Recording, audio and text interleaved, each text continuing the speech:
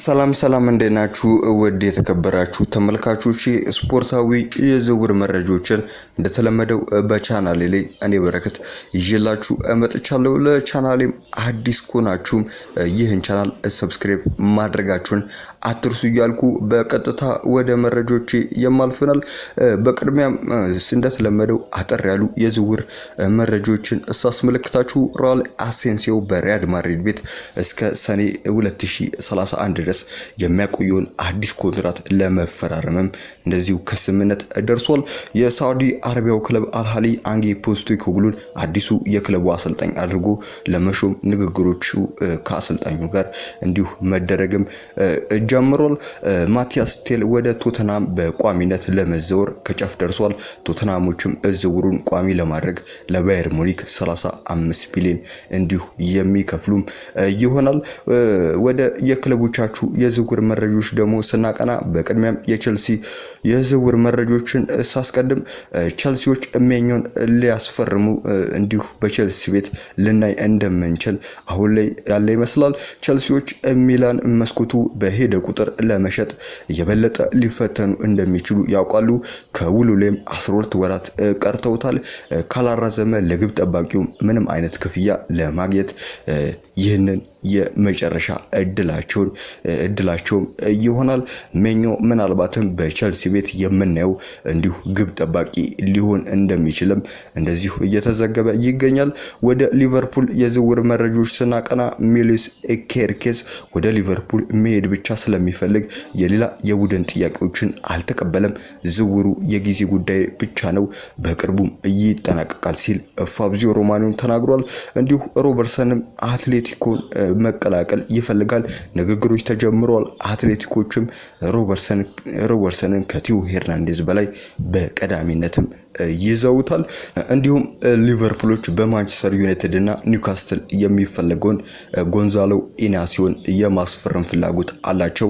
የ23 ዓመቱን ተጫዋች በስፖርቲንግ ሊዝበን ቤት በ60 ሚሊዮን እስከ 51 ሚሊዮን የተገመተ ነው እና ስፖርቲንግ ሊዝበኖች ከዚህ ያነሰ ሊቀበሉ እንደሚችሉ እየተነገረ እንዲሁ ይገኛል። ወደ ማንቸስተር ዩናይትድ የዝውውር መረጃዎች ስናቀና ማንቸስተር ዩናይትዶች ሁጎ ኢኪቲኬን ለማስፈረም የሚደረገውን ፉክክር ከተቀላቀሉ በኋላም በኢቲኬና ወኪሎችና በማንቸስተር ዩናይትድ መካከል ያሉ ንግግሮች ባለፉት 2 ቀናቶችም ጠንክረው ቀጥለዋል።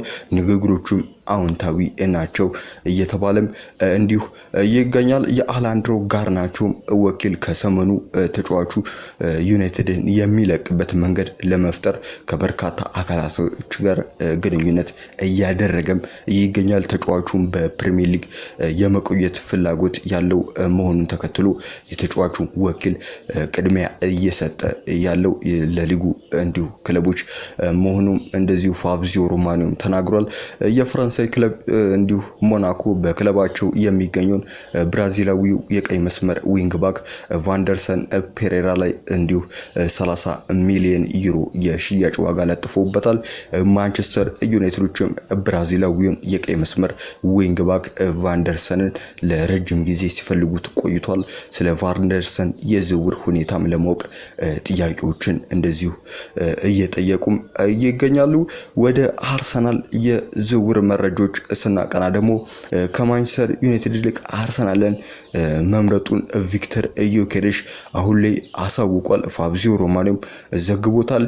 አርሰናል ህልሙም እንደሆነ አመሻሹን ተናግሮ ነበረ። አርሰናሎች በዝውውሩም እንዲሁ ይገፉታል ወይስ ይተውታል የሚታወቅ ነገር የለም። እስካሁን ድረስ ስለ አርሰናል ምንም ነገር የለም። ቪክተር ዮኬሬሽ ግን አሁን ላይ በወጣው መረጃ መሰረት አርሰናልን እንደመረጠም ፋብሪዚዮ ሮማኖም እንደዚሁ ተናግሮታል። አርሰናሎች ብራዚላዊውን የሊሉን ተከላካይ አሌክሳንደር ሪቤሮን ለማስፈረም የመጀመሪያ ግንኙነት አድርጓል። እንዲሁም በዓለም ክለቦች ዋንጫ ማጣሪያ ብራዚል ከፓራጓይ ባደረጉ ጨዋታ ላይ አርሰናል መልማዮች ልከው ተከላካዩን ሲመለከቱት እንደነበረም እንደዚሁ ተዘግቧል። አርሰናሎች ጃኪብ ኪዌርን ፈልገው ከሚመጡ ቡድኖች ላይ 50 + 10 ሚሊዮን ፓውንድ ይፈልጋል። የተጫዋቹን ዋጋ ለውጥ ያመጣበት ከቅርብ ጊዜ ወዲህ ባሳየው ድንቅ አቋም ነው። ውድ የተከበራችሁ ተመልካቾች የዝውውር መረጃዎችን እኔ በረከት አስመለከትኳችሁ። በሌላ የዝውውር መረጃዎች የምንመጣ ይሆናል። ቸር ቆዩልኝ።